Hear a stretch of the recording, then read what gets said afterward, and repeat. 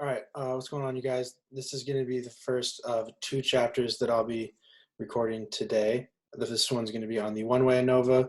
I'm also going to be posting a video of myself going through the activity today rather than waiting until Friday. That way you guys have enough time to complete this assignment, which I'll talk about as well.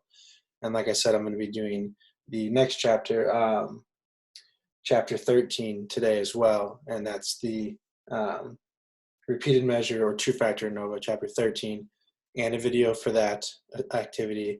And then at that time during the next video, I'll talk a bit about the lab assignment that'll be due this Saturday. So all this will come up at the same time for you guys on YouTube, and you'll have all the information you need. Last thing I want to say is that, again, I kind of had to go back and find something to ask you guys about in the last video.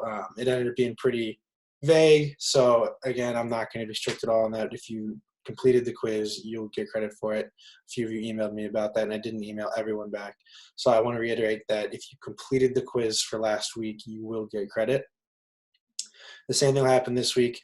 I will post, I'll post a different quiz for this chapter and for the next video, so you'll know what to do with those, and those will be much easier this time around. But because of that, the time limit on them will also be much lower, because if you watch the video, you'll know the answers to the questions. And you'll, I guess, learn a bit about me, because I'm going to have to start putting in some questions for you guys to answer.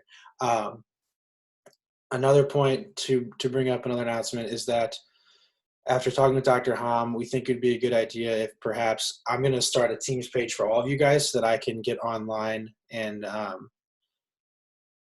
during our class period. And so I'll probably do that on Wednesday at 3:30. I'll go on in a meeting, and you guys can have a chance to either put questions in the chat or join the video if you're brave. And that'll be kind of like me holding open office hours for you guys to kind of go through it. And at that time, we can even go through the activity again together if that would be helpful to you guys. So again, there will be a quiz for this video and a quiz for chapter 13. And then I will be online on Teams Wednesday at 3:30 to cover anything that you guys have questions about, and to maybe look at some things for the activity. You will have an assignment that's coming out today, and that'll be due on the 18th, which is this Saturday. So you'll know everything you need to know after watching these two videos about ANOVA, and I will, like I said, at the end of chapter 13, I will go over what you need to know. I'll go over the assignment. Obviously, I can't give you guys the answers or anything, but we'll just make sure that everyone's on the same page about what the assignment looks like and what you'll need to do with it. So let's go ahead and get started with chapter 12 here. This is going to be, like I said, this is the one-way ANOVA video. So I'm going to share my screen and we can go ahead and get started.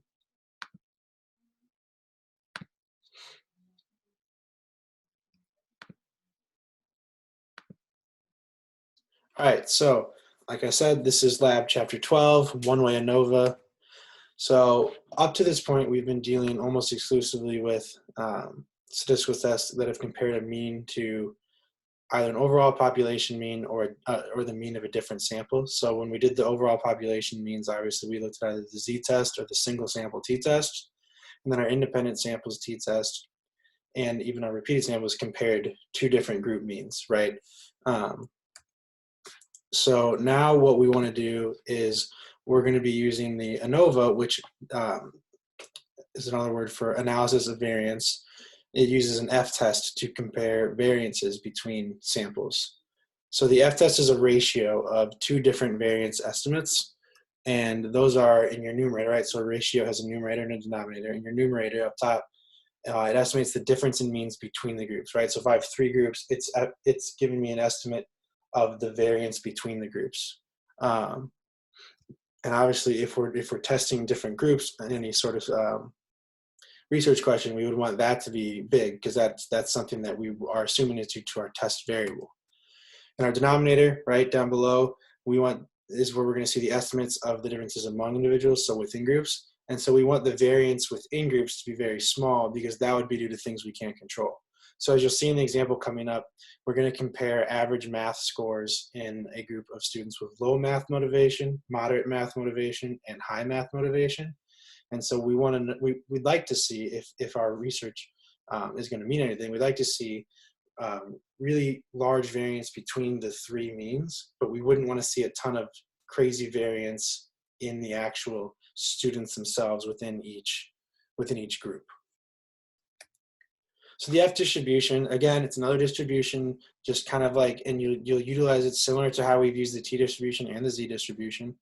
But it's a little different because it changes shape based on the number of degrees of freedom. So the higher the degrees of freedom, the different the curve is going to look. You don't have to worry about it too much. Again, just all you need to do is look up an F table distribution and find your critical value. Again, though, whenever we're using SPSS, it just tells us the significance. We don't have to go look up the critical value, which is nice. So there's a different curve for each combination, right? Because we have this numerator and denominator going on, right? So the numerator has its own degrees of freedom, and the denominator has another degree of freedom. So the numerator is the degrees of freedom that come from the number of groups. So if I have 3 groups, remember that DF is n-1. So we're going to have a degree of freedom of 2. And if I have a sample size that's fairly large in the denominator, that's going to be your n-1 is going to be your DF2. So that's kind of how it'll look. You'll see F of like 2 and 500 means that you have 3 groups and 501 participants. So just a little more information about the characteristics of the F distribution here. So it is a ratio of variance estimate. So it can never be negative because variance is just a positive value. You can't have negative variance, right? So again, it's our F obtained, right? Our score here is going to be this between groups variance estimate over the within groups variance estimate. And we reduce that to be the mean squares between and the mean squares within, right? So the F distribution is positively skewed because it has no negative values because those are impossible in this distribution. So it does look a little different than the T distribution and the Z distribution. And so typically your median F value is approximately equal to 1.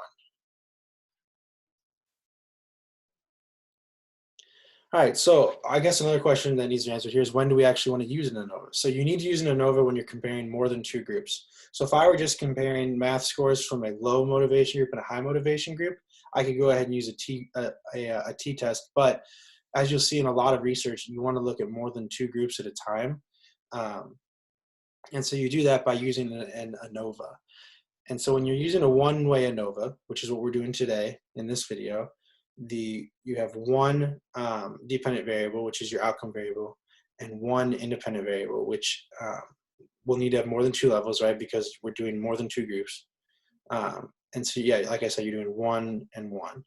And ANOVA allows you to look at the means of each group and see whether there is a significant difference between any pair of groups. So this is really nice because you can compare all 3 groups from our example with the low, moderate, and high motivation at the same time rather than having to run a series of t-tests.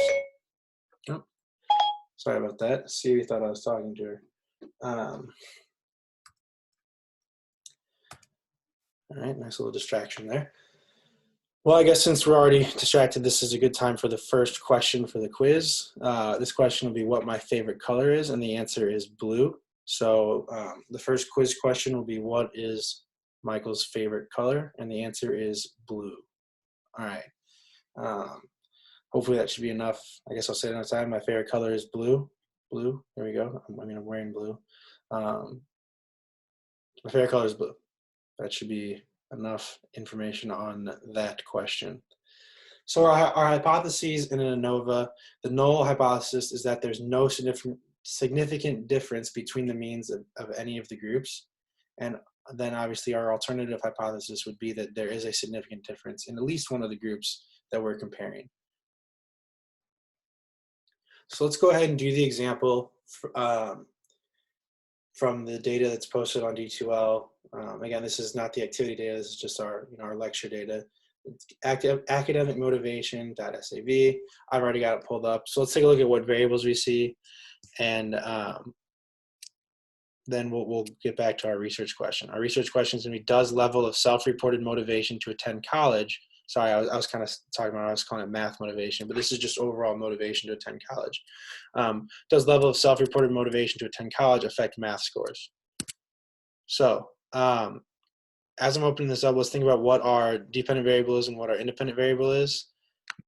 So if we look at this, and remember a research question of, does self-reported motivation to attend college affect math scores? So our dependent variable would be our outcome variable. And our outcome variable, in the way this question is set up, is our math scores right here, okay? And then our independent variable, or our grouping variable as we call it, is this motivation, which, as you can see, that makes sense because it's a nominal variable. And so that means that our scores are all based off of the labels, which is good to see. And so as you can see, the math scores obviously range considerably, whereas the motivation category is just a 1, 2, or 3. So we are ready to go ahead and set this up. I'm going to go back to the slide so that you guys can see the directions before I start it. So in SPSS, you're going to go to Analyze, Compare Means, One-Way ANOVA. On our dependent list, we're going to put our dependent variable. Our factor is going to be our independent variable. And then we're going to want to do something called a post hoc test. So post hoc is after the fact. So you've already run the ANOVA. Now you want to go back in and look at what's actually going on. And so we're going to select descriptives and homogeneity of variance test. Remember, that's our Levine's test. So we're going to go ahead and click OK at that point. Let me make sure I'm not. All right, so we're ready to go. Like I said, it's going to be Analyze, Compare Means, One-Way ANOVA, and then we will go from there.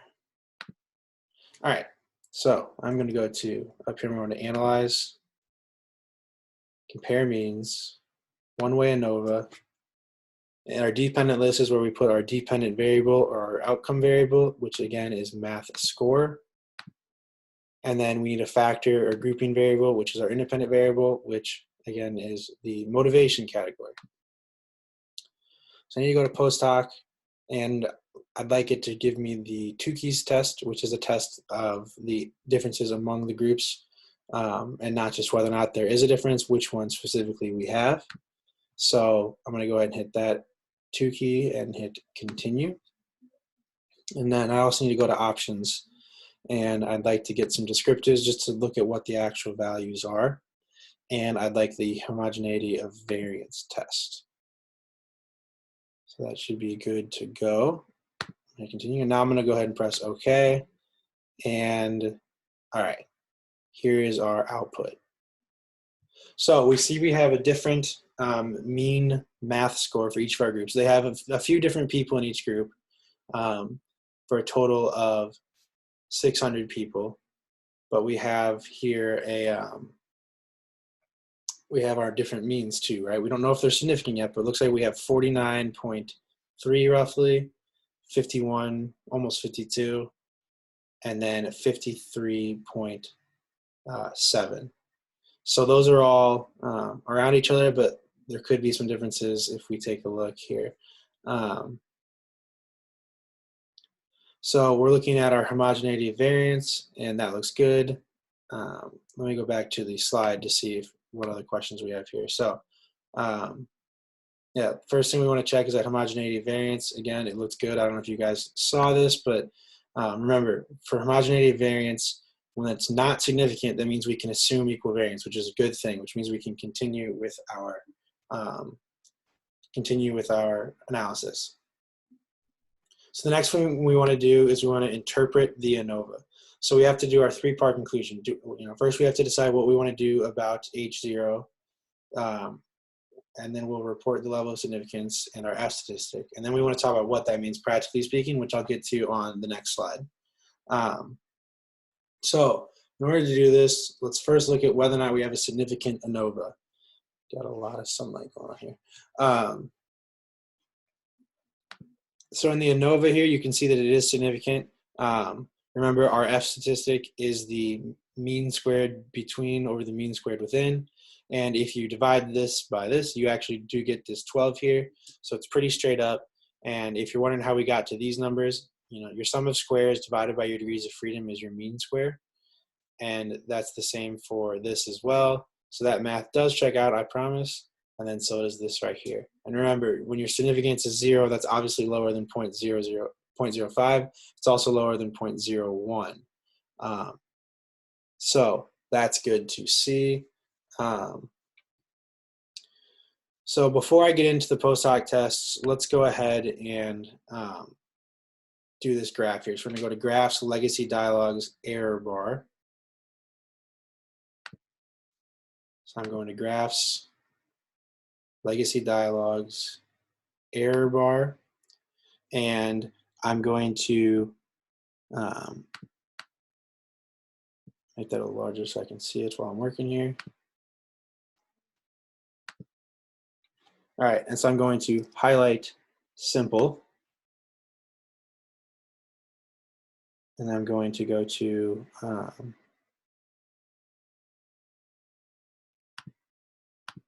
define here.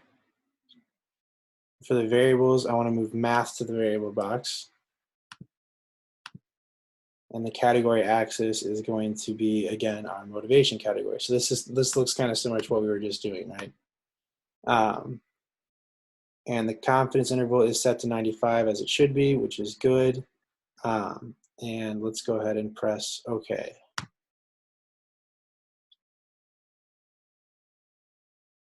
All right, so when we look at this, we're able to see which ones might be different from each other. We talked about this being our 95% confidence interval. And this one right here is a little tough to see, but you can obviously tell that there might be a difference between the low group and the high group, and that there's probably not a significant difference between the moderate group and the high group, right? Because those are too overlapping. This one's a little tough to see with the naked eye. But as you can see here, they might be just barely overlapped, but we'll have to look at the Tukey's test to see which ones are significant. We can obviously tell that there is definite overlap between the high group and the moderate group, because I'm just looking at these confidence intervals here. So as I go down here, I'm going to go back to the slide and we can talk about this a bit more. So we're going to go ahead and look at the Tukey's post hoc, which I'll show you on the analysis here. So just to summarize where we've been so far, we looked at homogeneity variance, we looked at the ANOVA score itself, and we're going to, in just a second, talk about what that means practically speaking. We just took a look at this legacy dialogue error bar graph, which was essentially like the box plots. It gave us a really good understanding of what things might overlap and what which ones were significantly different. So just from the naked eye, just looking at it, we were able to see that probably the low group and the high group are very different, and that probably the high and the moderate group might not be different because they did overlap, right? And by that I mean, again, the high and moderate group overlap a pretty significant amount, so you probably cannot say that. That's probably a bad word to use. These groups overlap a lot, so there probably is not a significant difference, whereas you can pretty clearly tell that the 95% confidence interval of the low group and the 95% confidence interval of the high group do not overlap. It gets a little trickier with this group, and we'll have to go to our post hoc, which is right here under post hoc tests. And so right here we see a nice layout of all of the different comparisons, right? So we have 3 different groups. We have low, moderate, and high. So when I look at the difference between low and the moderate group, again, so this is going to be low minus moderate, we see a mean difference of about 2.7, and that's significant, right? Because we're comparing this to 0.05, so that's significant. And then as we were already able to see on our graph, because of how far apart their confidence intervals were, when you compare the low group to the high group, you see a pretty large difference of 4.4 and a significance level that's very significant because it's so far under 0.05. In fact, it's under 0.001. So the same numbers are apparent throughout. As we just compared the low to the moderate, when we compare the moderate to the low, we see the same number, but just we flipped around which one was subtracted from which one. and we were able to get the same result. Again, seeing that that's significant. We do get a new comparison here of the moderate to the high group, and this number of 1.7 looks like it's not significant because it's not below 0.05, right? 0.15 is higher than 0.05, so we don't have a significant finding there. And then that's all we need to look at, but we could have gotten some of that same information by looking at the high group and comparing it to the low and the moderate group. I do not know why my head's starting to itch so bad. I guess I'm just getting nervous. So as we go back to the graph, we can see that we pretty much saw the same things, right? So obviously 0.000 is much greater difference than 0.017, right? Because 4.4 is higher than 2.6. And that's reflected in the fact that this difference is pretty big and this difference is pretty small, but they both ended up being significant. So like I mentioned, we now know that that these two right here are both significant, and that this one right here is not significant. The difference between the moderate and the high group, which we saw, right? We saw that these overlap a lot. All right, so I feel like we spent enough time looking at the actual output. And okay, the last one to do is determine the direction of the difference. As we can see from our post hoc, and as we saw just from looking at the descriptives, the math scores kind of follow along the motivation lines. The low group has a significantly lower math score on average than the moderate or high group. And the high group has a significantly higher math score than the low group. So what does this mean in terms of actual wording? It's going to look like this. Here's an example of a write-up of how you would say this. So an analysis of variance, again, that's what we call an ANOVA, showed that the effective motivation on math scores was significant. And then we give our F value. Remember, our F value is this 12 value, and these were our degrees of freedom, the 2 and the 597. This is 597. I misspoke earlier. This is 597 because, remember, your total sample is made up of the 3 different groups.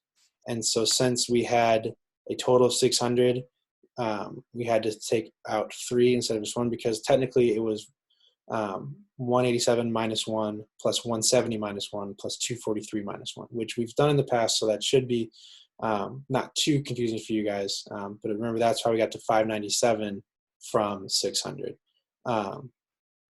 So back to our write-up. Analysis of variance showed that the effect of motivation on math scores was significant. Our F for degrees of freedom 2 and 597 was 12.065, which was significant with a p-value of lower than 0.001, so extremely significant. Post hoc analyses using the 2-key post hoc criterion for significance indicated that the average math score was lower in the low motivation group than the moderate motivation group. And that difference was significant at the 0.05 level. It also indicated that the math score was lower in the low motivation group than the high motivation group, and that difference was significant at the 0.001 level, which, remember, we saw the difference between low and high is greater than the difference between low and moderate. Then finally, we need to talk about the fact that the difference in average score between the moderate motivation group and the high motivation group did not reach significance because our p-value of 0.15 was greater than our p-value of 0.05. So this paragraph here, guys, was taken directly from the 2-keys post hoc test and from the ANOVA output. We talked about earlier, and you can go back in the video, we talked about where we got our t value, our f value from. And I'll just go ahead and show you right now. We talked about where we got our f value from, right here. Those were our degrees of freedom. This one is 2 because we had 3 groups minus 1. This was 597 because we had df minus 1 plus df minus 1 plus df minus 1.